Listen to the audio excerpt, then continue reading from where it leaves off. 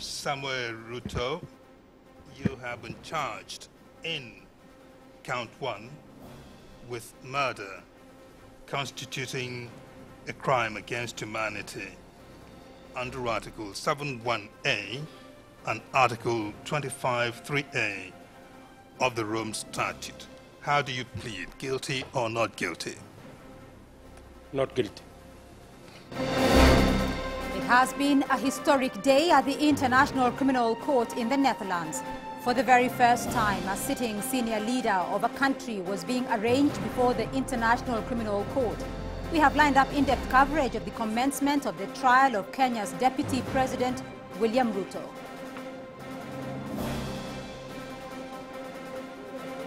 Welcome to Africa Live on CCTV News with me, Beatrice Marshall in Nairobi. Also coming up on the program, China to facilitate Somalia reconstruction plan, and inspiring the next generation. Congolese NBA star Serge Ibaka talks of his long journey to stardom. Indeed, our focus is on the trial of the Kenyan Deputy President William Ruto at the Hague-based International Criminal Court. And we will be getting reactions from across the continent from our correspondents standing by in Johannesburg, in Cairo and Mogadishu. But first, the International Criminal Court has begun its highest profile trial to date. Kenya's Deputy President William Ruto is charged with crimes against humanity. He is on trial alongside former radio presenter Joshua Sang. They are accused of orchestrating violence that followed Kenya's 2007 elections. Both men have pleaded not guilty. CCTV's Jack Barton has the story.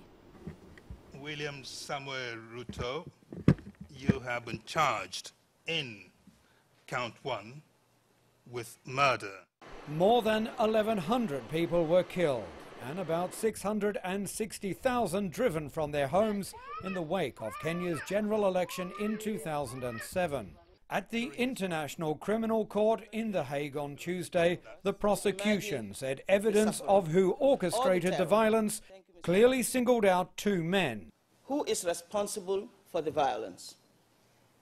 The prosecution asserts that the two accused, Mr. William Ruto and Mr. Joshua Arap Sang, are among the most responsible for the crimes of murder, of persecution, and deportation that occurred in the Rift Valley. The victims of the violence were perceived supporters of the Party of National Unity.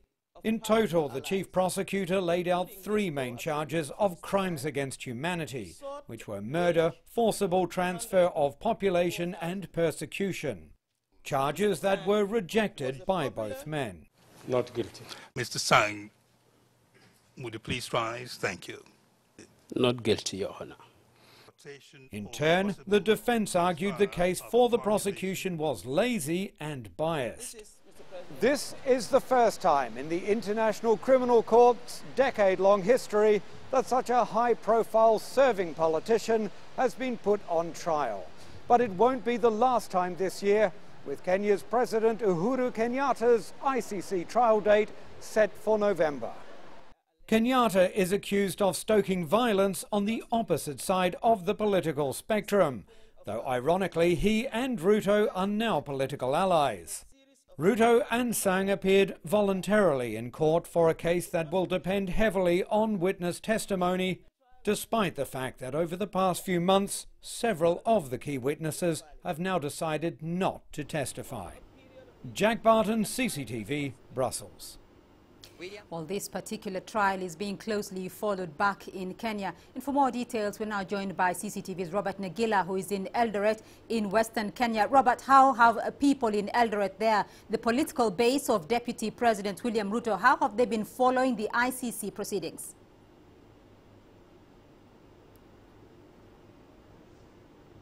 Well, Beatrice, to understand this, you've got to look at it from the point of view that this is the Deputy President's political strong base. He is very popular over here. He's been a member of parliament here for several years. In fact, a lot of analysts believe that he was partly responsible for the numbers that the Prime Minister got during the election in 2007 because of his support base.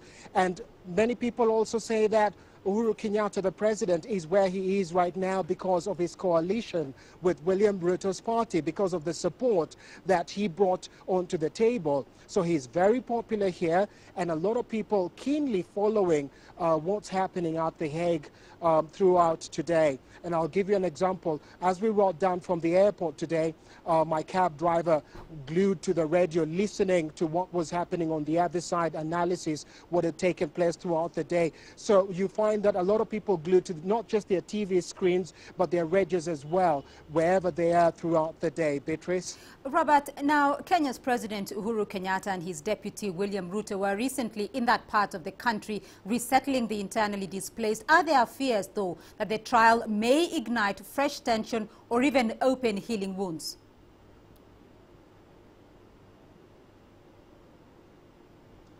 Well, not this time, really, Beatrice.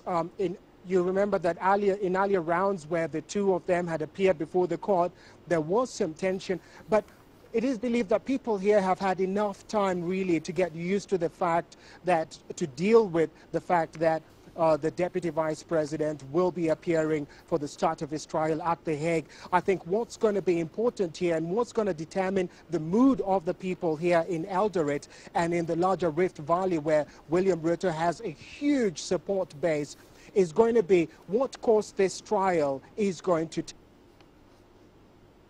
All right, CCTV's Robert Nagila there. I'm afraid we may have lost him, but he's joining us there from Eldoret. Now, in Nakuru, one of the areas worst hit by the violence in Kenya's Rift Valley province, over 200 victims of Kenya's 2007-2008 post-election violence gathered at the Old Town Hall to follow the live proceedings from The Hague.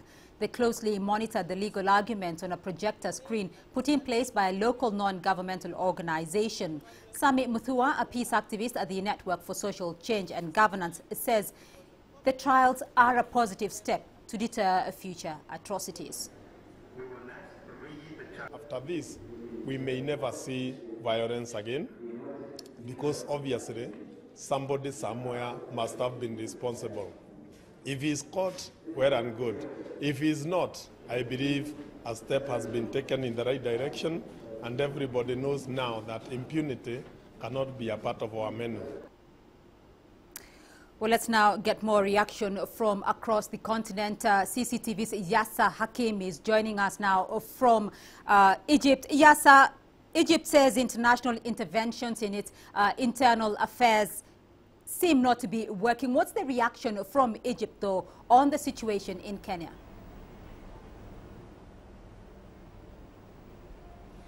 In spite of all the political unrest happening in the country, in Egypt, there are now Egyptians closely monitoring what is happening in Kenya and the International Court of Justice case.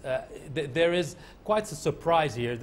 Here in Egypt, the international intervention is something that is a taboo for Egyptians.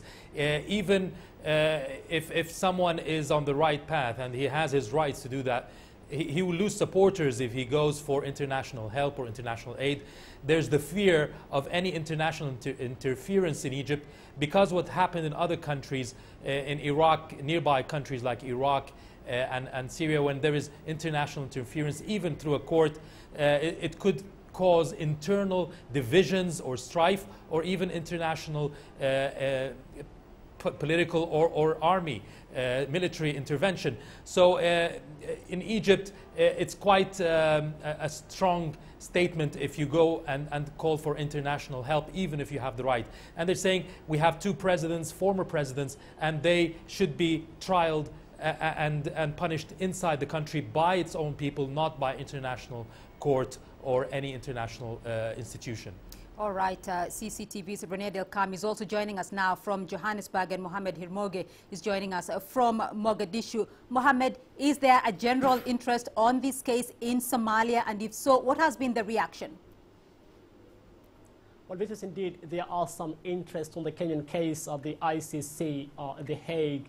And that's a first for the people here who are usually so preoccupied with events in Somalia to get appetite for news of the world beyond their borders. But many here feel that, for most people who have been able to speak, they feel that the cases against William Ruto and Uhuru Kenyatta are more politically driven than actually a case of crimes against humanity. Many are quick to say that the ICC has proved to become a Western pedestal that targets only African leaders. And I actually want to quote one of the guys whom I've actually met today, who said, in quotes, the ICC has proved to become a Western whip for African leaders.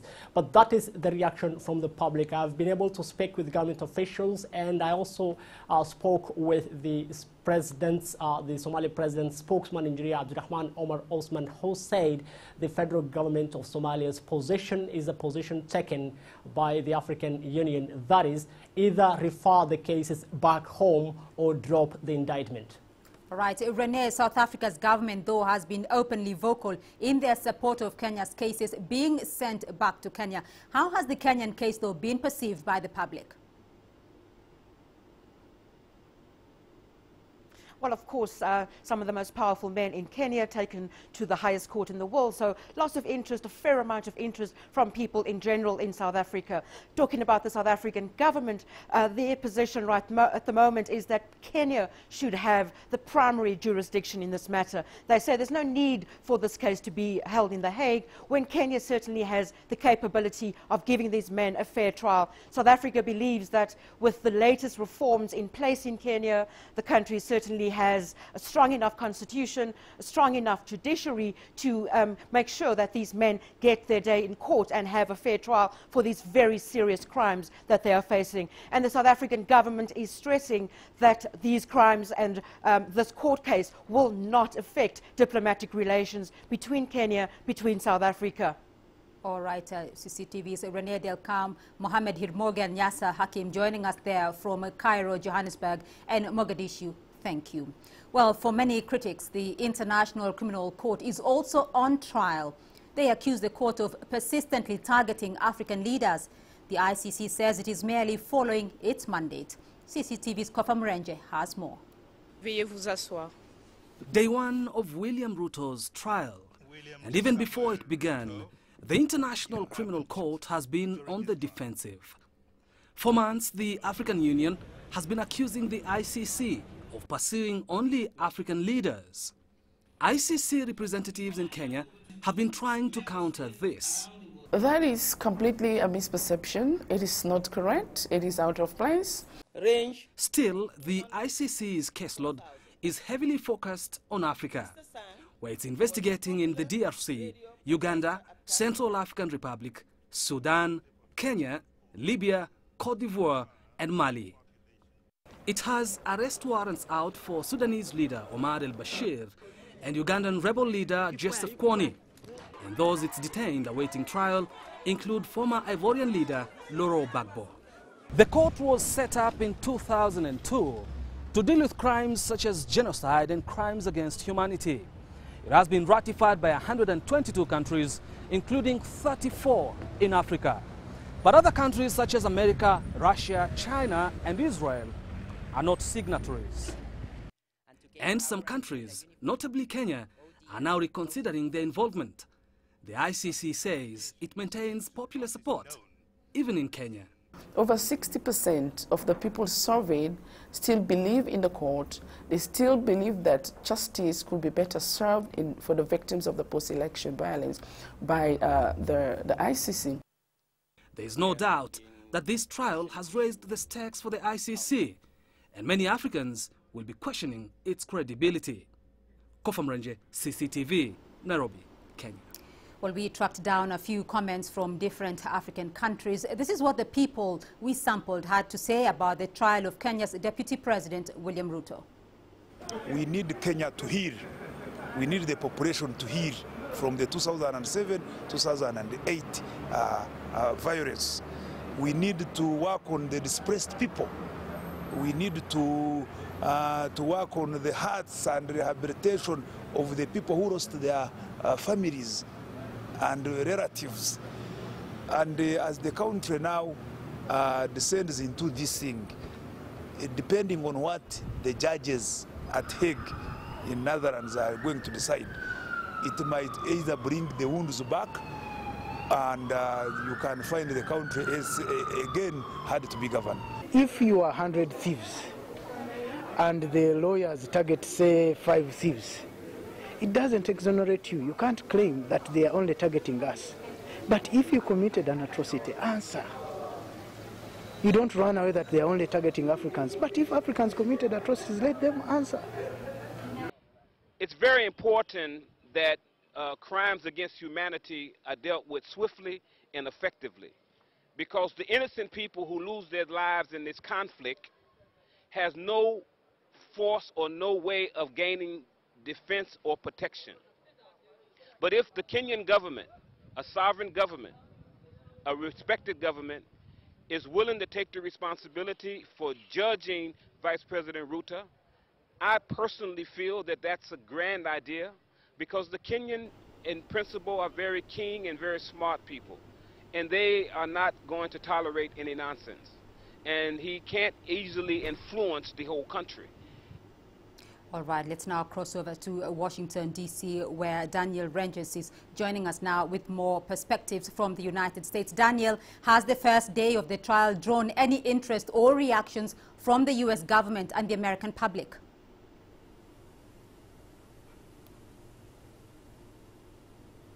Not a huge amount, and the reason is because the foreign policy space here in the United States is filled with talk about what's going to happen with Syria and whether there's going to be military action. So I think the interest from the United States is limited to those people who are interested in African affairs and in international justice issues.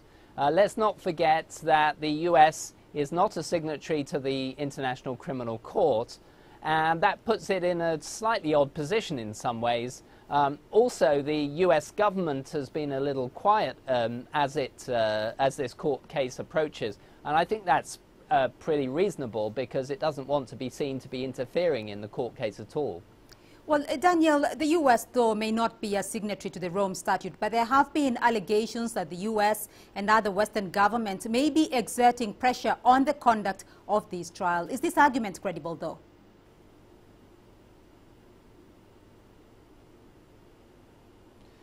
Well, one could argue that there's a superstructure around the ICC as sort of Western dominated, but I think in this case there are some legitimate reasons to bring the case to the ICC, given the fact that originally there was an attempt to bring the trial domestically, but it wasn't seen to be adequate. And indeed, Kofi Annan, the former UN Secretary General, has written a very strongly worded opinion piece in the New York Times today, saying that he understands the criticisms that this is targeting Africa, but he says, and I quote, "The record is clear and there should be no doubt. It was the Kenyan government's own failure to provide justice to the victims and their survivors that paved the way for the ICC, a court of last resort," he says. So I think the US government here is keeping a low profile.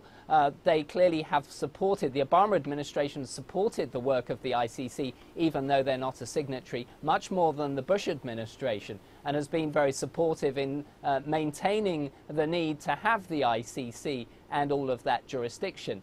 But at the same time, they want to maintain the stability of Kenya. They want to maintain the stability of relations with Kenya, even though they are a little fraught, given the fact that some of the main Kenyan officials are indicted in this case. All right, Daniel Ranges joining us there from Washington. Thank you. Let's now get some local perspective and an analysis. We are joined in studio by Mr. George Morara, a Kenya civil society campaigner. George, thank you for joining us here now. The cases against Deputy President and later on against President Uhuru Kenyatta have begun. Now, there has been assertions that the ICC is biased and is only targeting Africans. Given that assertion from the African Union and from various quarters, do you think the president and his deputy will get a fair trial?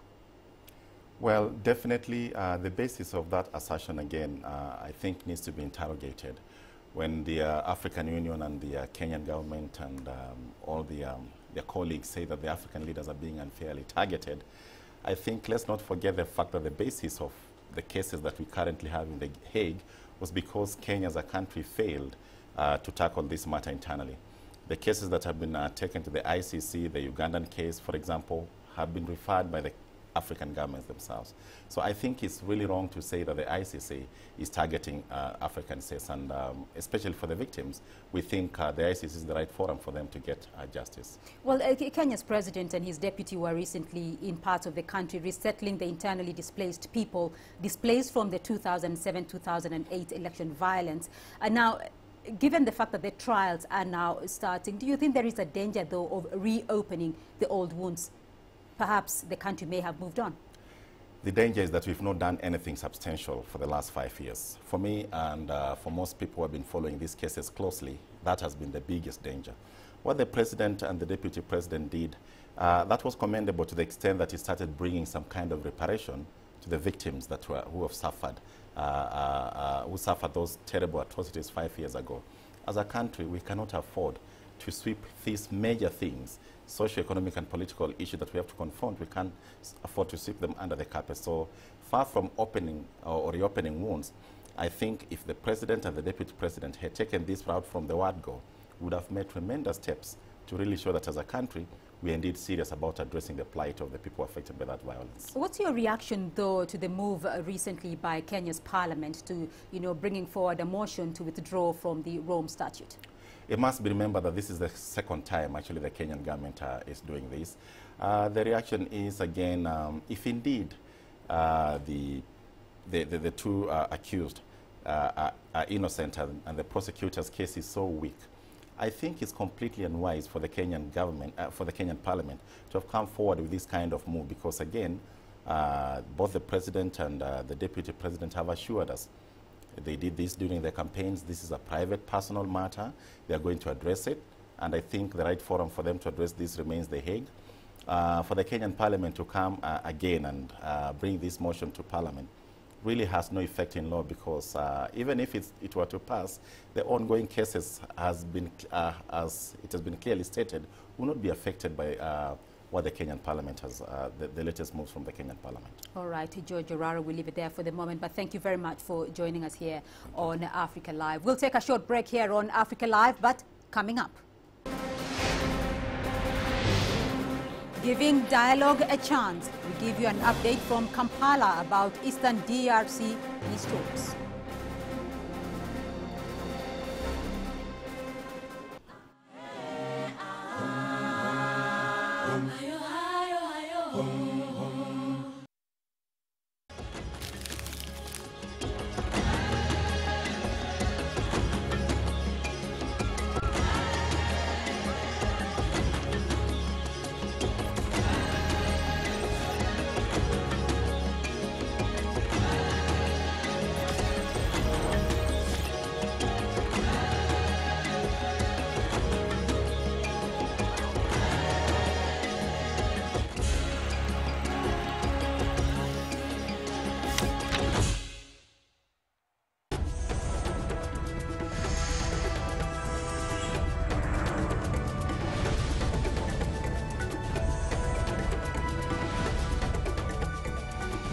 Let's now bring you some stories making the headlines across the continent.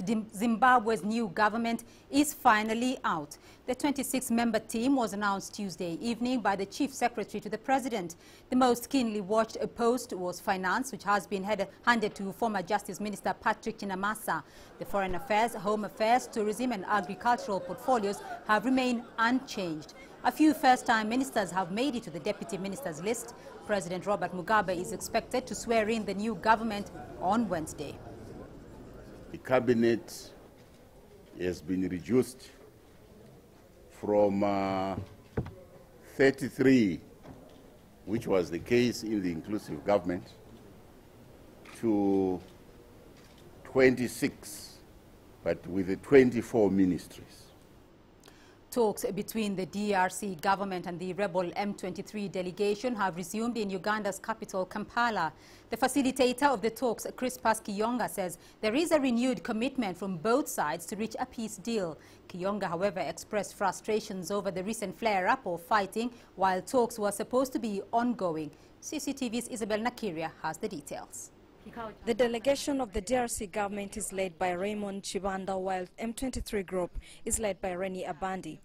Crispus Kiyonga, facilitator of the talk, says significant progress has already been made and it will gather momentum to beat the 14 days deadline set by the regional heads of state. But it is true that of the provisions we are looking at, most of them, there is agreement between the two sides. I can't tell you how many, but significantly above 50%. Kiyonga expressed frustration over the recent fighting, saying it was unfortunate that time was wasted instead of finding a sustainable solution. The United Nations and its envoy to the region have also been calling for talks. UN, meaning MONUSCO, meaning IB, they expected to respect the dialogue because they were here. I've shown you. Mary Robinson was here. Kobla was here. Kobla is the head of MONUSCO. They were all here in the meeting. So I hope they understand that we shouldn't be fighting. We should first talk. The Kampala talks stalled 3 months back after the DRC government delegation failed to agree to the M23's demands. A draft agreement has already been drawn up, and it's hoped the two sides will strike a deal for peace to return to eastern DRC. Isabel Nakiria, CCTV, Kampala. Well, as Madagascar prepares to go to the polls next month, there are more than 30 presidential candidates to pick from. But voters are united in one respect. They are all desperate for stability. CCTV Celestine Karone has more. Doda Protocol makes his living analyzing statistics. He has one particular favorite. Il y a au moins 4 crises majeures, 4 crises politiques majeures. There were 4 important crises here in 1972, 1991, 2002 and 2009. And the reason is always the same. Someone wants to get into power. 2009. The last crisis was a coup 4 years ago. Life has been difficult in Madagascar since then, with economic sanctions and political instability. Protocol once had high hopes. The father of two remembers when the late Pope John Paul II visited in 1989. Anything seemed possible then. Now he is hoping elections set for October 25th will simply bring change for the better. Pour moi, it will be better to have this election. People can no longer stand this situation. Sinon, la population ne peut plus. Across town, Madame Farah is hoping the island's next president can help her finances. She sells handicraft made by her husband. Over the years, it's helped feed and educate their 4 children. But times have been tough. It has been hard. Year after year, the business hasn't been doing well and we've had to sacrifice a lot. Even the buying of food in my household has been affected. As for the younger people here, they are looking for a leader who's progressive and able to plan for the future, not just the next couple of years. There are lots of different hopes among voters here. What is clear is that people are tired of letting rival politicians dictate the fortunes of this island. Next month, if only for a day, millions will finally have their say. Celestine Karone, CCTV, in Antananarivo, Madagascar. And we still have more news, views and analysis for you here on Africa Live, including mixed reaction as Egypt's Constitutional Committee gets down to work.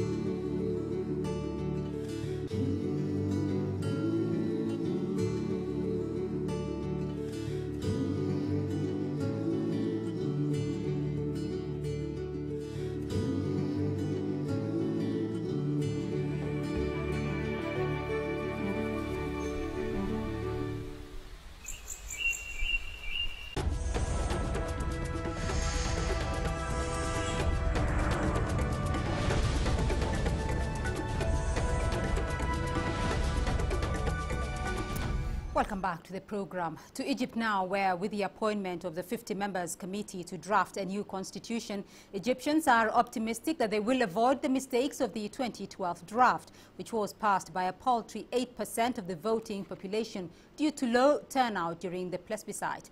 The 50-member committee has an uphill task as expectations remain high among Egyptians. CCTV's Adel Mahroui tells us more. After the Islamic powers' monopoly over the 2012 constitution, Egyptians are looking forward to consensus in drafting the new constitution. But the 50 members committee started off on the wrong foot, showing division. It rose fears that the new committee might not succeed to eliminate the problems of the previous draft. Despite the diversity and division, electing Amir Musa has a significance. He was in the 2012 Constitution Committee and he left, so the majority chose a chairman who was against the Islamist-dominated constitution. On Monday, the committee decided that articles will pass by the approval of at least 38 members to approach the popular demand of a consensus. The liberal dominance in the committee prioritizes human and women rights. They will try to make them fundamental rights in the constitution rather than leaving the law to determine their restrictions as in the 2012 constitution. Some analysts are hopeful. They say the new draft will meet the people's aspirations of freedom and democracy. There are reservations on the committee's formation. There are rejections, but the majority agrees on its formation, on the basis that this committee has represented a wide spectrum of the Egyptian society. Therefore, I think it will meet the people's expectations. But while the 50 members committee intends to stop religious authorities from giving their approval on laws, they are bound to write articles that do not contradict with Islamic laws. That's because the second article in the Constitution states that the principles of Islamic laws are the source of legislation. All members previously declared that this article will remain. To proceed with transparency, the committee decided to broadcast its meetings live on television. And to engage Egyptians even more, they created a committee to receive suggestions from the public.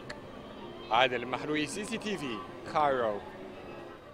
South Africa's National Union of Mine Workers says most striking workers in the gold mine sector were expected to return to work on Monday after accepting a new 8% increase in their wages. But the NUM's rival union AMCU has rejected the offer and says it will return to the negotiating table to try and get a better deal for its members. Thousands of gold mine workers belonging to AMCU, the Association of Mine Workers and Construction Workers Union, gathered to discuss the latest offer by South Africa's Chamber of Mines. AMCU President Joseph Mthunjwa said the Chamber of Mines was mistaken if it thought AMCU members would accept an offer of 8%, which he referred to as slave wages. Our message to the Chamber of Mines: don't force down your 8% that you agreed with NUM down to the throats of AMCU members. If Chamber doesn't want to agree with that, then we have to forward them with 48 hours of a notice for strike. He warned the Chamber of Mines not to underestimate the power of the united working class and said AMCU would continue wage talks to discuss its demands. This includes a demand of a 12,500 rand monthly salary for underground gold mine workers. And they voted in favor of strike action should the talks fail. We will continue, comrade. We will fight for what belongs to us. These workers say they'll only go on strike as a last resort once all negotiation processes have been exhausted. They say they will strike if their wage demand of 12,500 rands for all underground workers is not granted.